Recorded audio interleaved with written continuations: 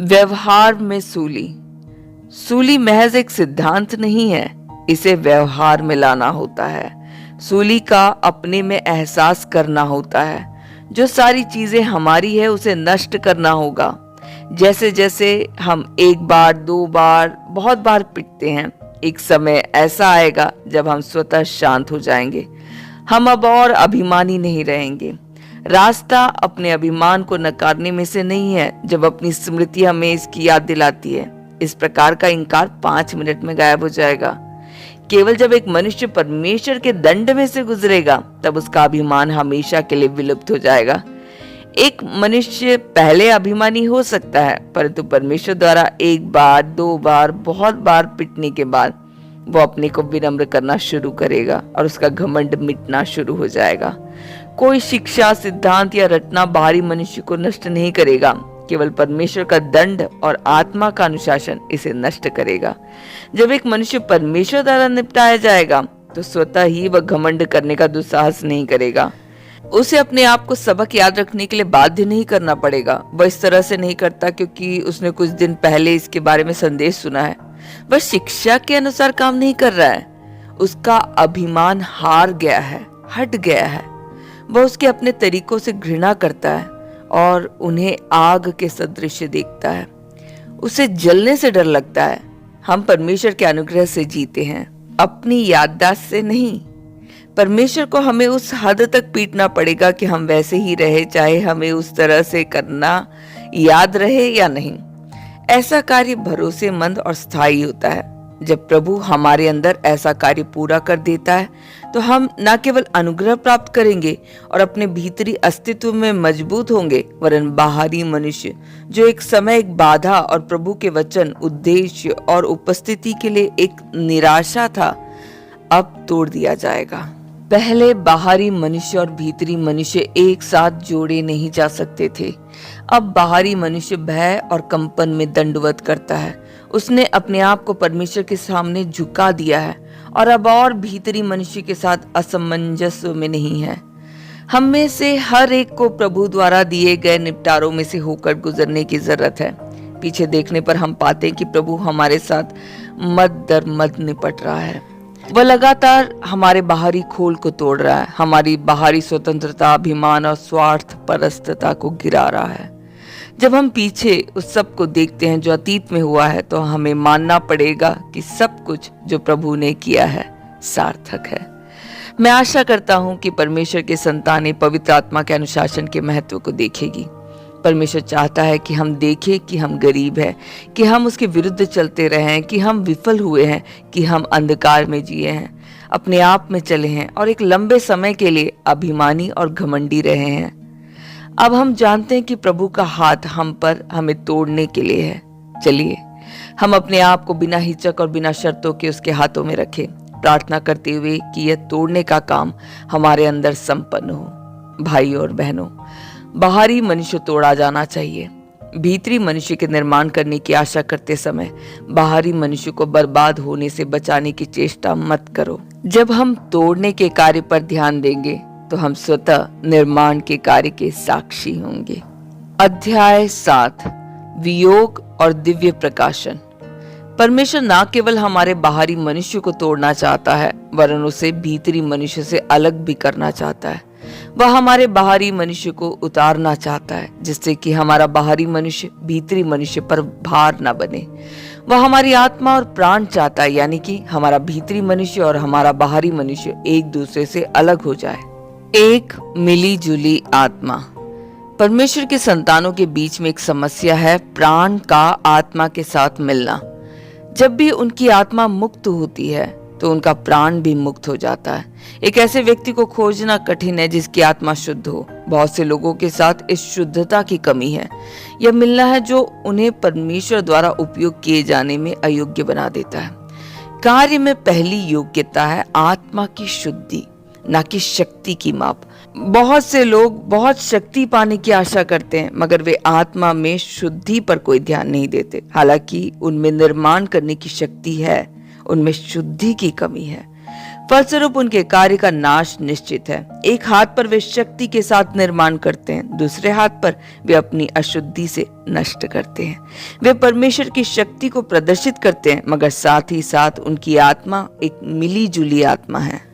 कुछ लोग सोचते हैं कि जब तक वे परमेश्वर से शक्ति प्राप्त करते रहेंगे, सब कुछ जो उनके पास है परिशुद्ध हो जाएगा और परमेश्वर द्वारा उसकी सेवा में ले लिया जाएगा, पर यह कभी नहीं होगा।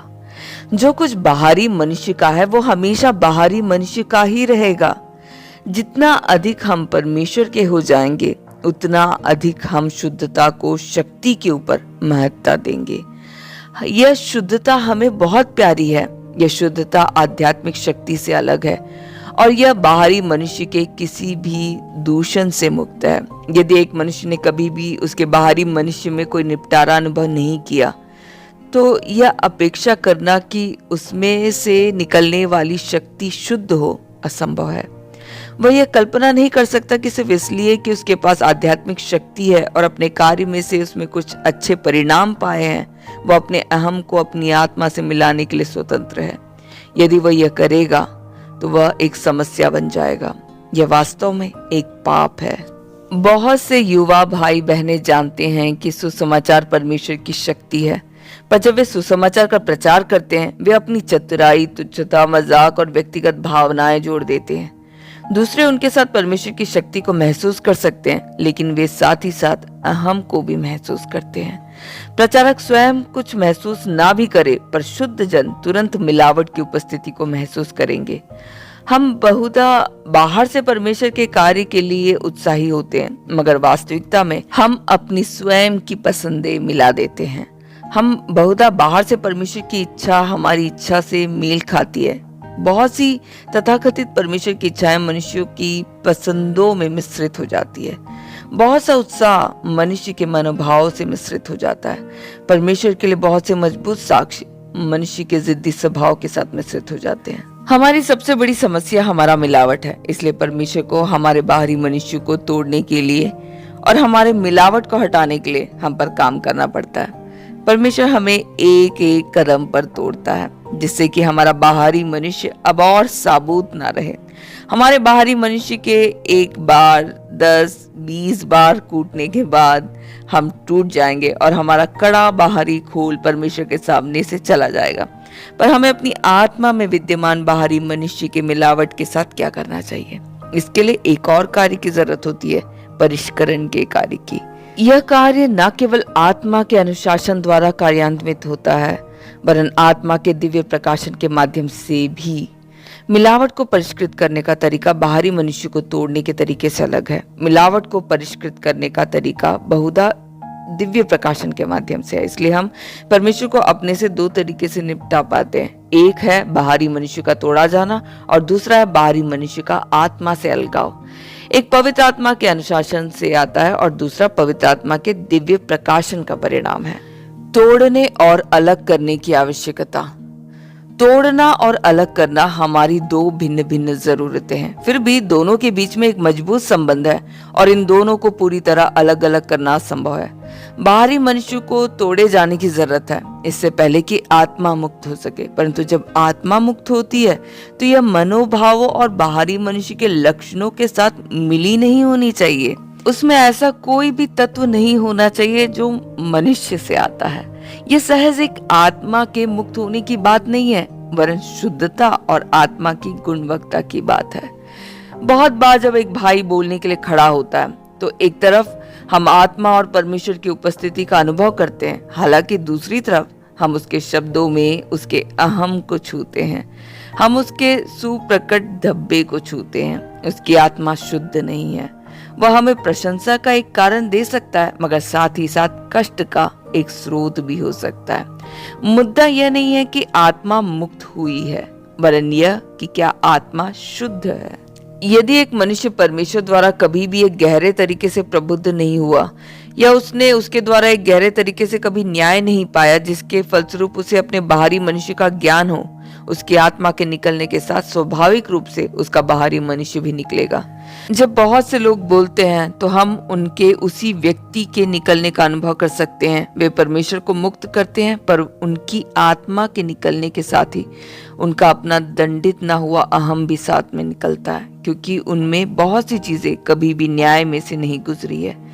जब हम दूसरों से संपर्क करते हैं तो वे मुख्यतः हमारे सबसे सुप्रकट और विलक्षण तत्वों द्वारा छुए जाते हैं। यदि हमारा बाहरी मनुष्य दंडित नहीं हुआ है, हमारे औरों से संपर्क में आते ही वो उजागर होगा। वह बाहरी मनुष्य का सबसे सुप्रकट तत्व होगा, कोई इसे छिपा नहीं सकता। बहुत से लोग जो अपने खुद के कमरे में भी आध्यात्मिक नहीं होते, अपेक्षा करते हैं कि वे सब आध्यात्मिक होंगे जब वे मंच पर खड़े होंगे। यह असंभव है। बहुत से लोग अपनी आध्यात्मिकता खो देते हैं जैसी उनकी स्मरण शक्ति उन्हें याद दिलाने में विफल होती है। उनकी आध्यात्मिकता उनकी स्मरण शक्ति द्वारा संभाली जाती है, पर यह एक असंभव प्रस्ताव है।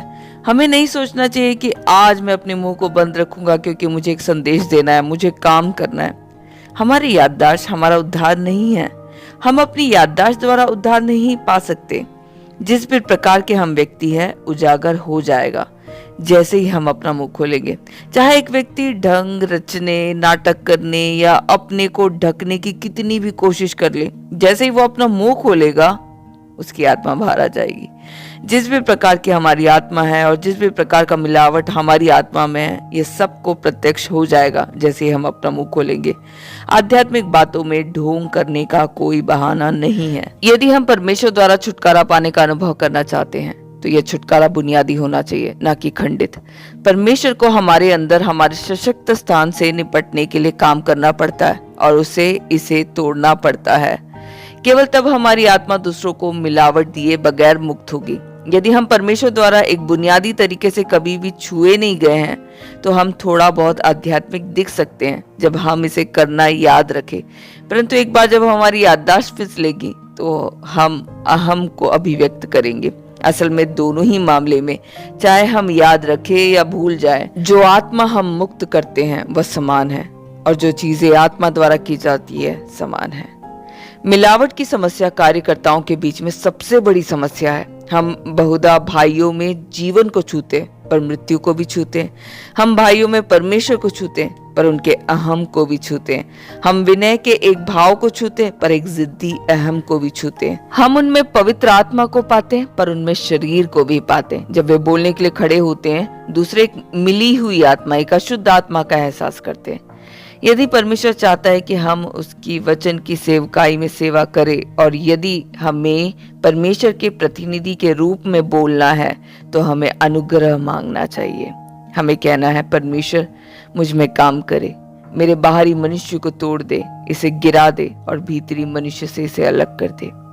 यदि हमने इस छुटकारे का अनुभव नहीं किया तो हम अपने बाहरी मनुष्य को अचेतन रूप से व्यक्त करेंगे हर बार जब हम अपना मुंह खोलेंगे।